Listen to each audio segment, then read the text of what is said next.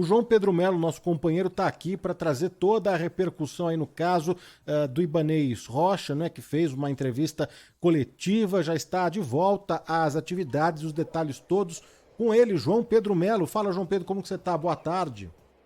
Oi, Danilo, boa tarde para você, Oi, boa João. tarde para todo mundo que está nos acompanhando. Pois é, a gente estava de olho aí nessa entrevista coletiva, a entrevista que foi chamada aqui na capital do país de reposse de Ibanez Rocha, porque ele mesmo, em determinado momento, disse que era a terceira vez que tomava posse no Palácio do Buriti, sede do governo aqui do Distrito Federal. A primeira vez foi, obviamente, quando ele foi eleito, a segunda vez quando foi reeleito, e agora 63 dias depois do afastamento. Ibanez falou no evento, né, nesse evento de hoje, sobre projetos que serão tocados aí com a volta dele, além de outras questões pós-afastamento. Por exemplo, confirmou um grande investimento na área de saúde aqui da capital do país, diz que vai construir 2 novos hospitais e também dar um reforço a todas as unidades de pronto atendimento da capital do país. Bom, nesse discurso de retomada também, Ibanez afirmou que foi surpreendido com essa decisão tomada pelo ministro Alexandre de Moraes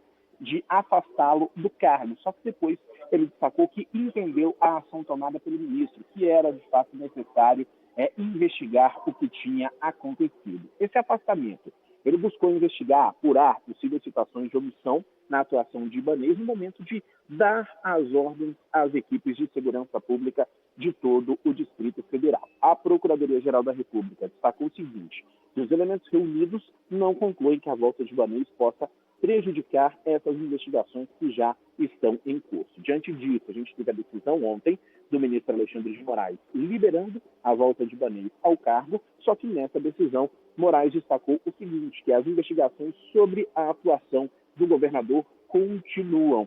E hoje, ainda nessa entrevista coletiva, ao comentar aí os ataques criminosos do dia 8 de janeiro, Ibanez Rocha apontou que o ex-secretário de Segurança e ex-ministro da Justiça, Anderson Torres, tinha a confiança dele e que a situação que aconteceu no dia 8 foi totalmente imprevisível. Primeiro, porque Anderson Torres acabou acreditando em informações falsas que foram passadas a ele e repassou essas informações falsas e erradas a Ibanez Rocha.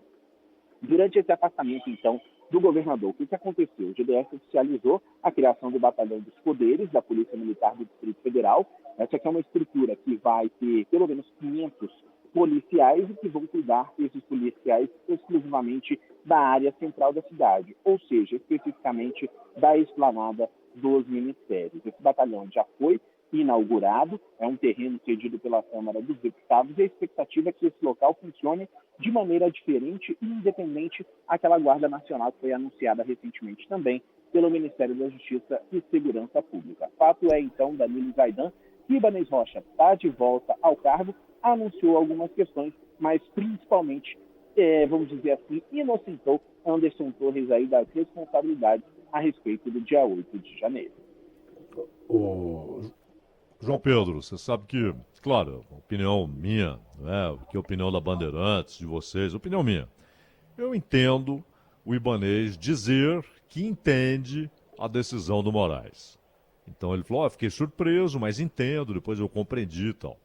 Eu entendo ele dizer isso, mas é preciso deixar claro que esse precedente aberto pelo Alexandre de Moraes é muito perigoso.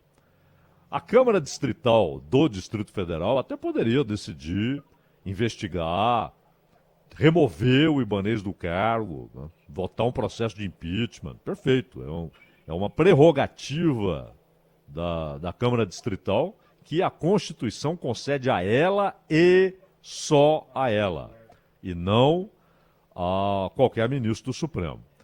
Agora, o ministro do Supremo está à frente de um inquérito, então ele investiga, etc. Mas esse afastamento preventivo, porque é disso que se trata, não houve qualquer provocação do Ministério Público do Distrito Federal ou do Ministério Público Federal, de nenhum dos dois. E ele decide, então, remover do cargo um sujeito que foi eleito. Acho até que o governo dele é questionável. Repito, a Câmara Distrital poderia tirá-lo do cargo, votar um processo de impeachment, isso é outra história. Mas não o Alexandre de Moraes. É o precedente aberto que é perigoso. Amanhã ou depois, um outro ministro resolve tirar por algum motivo que lhe dê na telha o governador de São Paulo, o governador de Minas, ou do Rio, do Amazonas, ou da Bahia, ou de Pernambuco.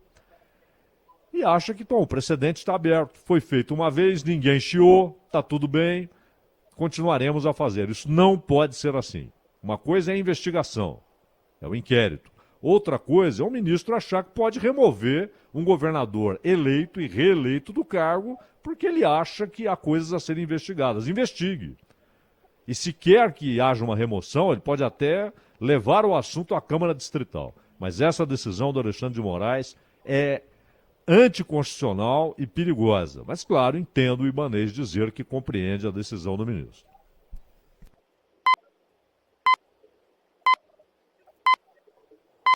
Opa, Quinto Sinal marcou 15 horas mais 15 minutos. Caiu o João Pedro?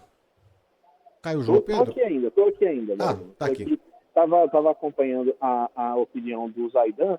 Pois é, Zaidan, esse detalhe foi um detalhe, inclusive, levantado por alguns especialistas aqui na capital do país, e, inclusive, né, foi alvo de algumas conversas que tivemos nos bastidores com alguns ministros, né, a respeito dessa questão. E a avaliação é exatamente a mesma avaliação que você fez, Zaidan, a respeito dessa questão de ser um precedente perigoso, principalmente diante da situação, né, a situação da justiça, ultimamente, que tem que tomar algumas decisões relacionadas a esses fatos, porque, a exemplo do Distrito Federal, outros governadores também podem ser afastados com relação a essa questão. E a avaliação é exatamente essa desses especialistas, de que é uma questão um tanto quanto delicada e é uma questão também perigosa. Essa fala, inclusive, né, essa parte, foi uma conversa que eu tive, né, com alguns ministros também ao longo da última semana, com especialistas, e a opinião é praticamente unânime com relação a esse tema. Perfeito. Agora sim, João Pedro Melo conosco, ao vivo, direto de Brasília, trazendo os desdobramentos aí a respeito do caso aí do governador Ibanez Rocha, voltando aí ao cargo nesta quinta-feira, dia 16 de março, após 64 dias afastado. João Pedro, obrigado, bom trabalho por aí, hein? Valeu, queridos, um grande abraço, bom trabalho a todos. Abraço, João. Bom trabalho.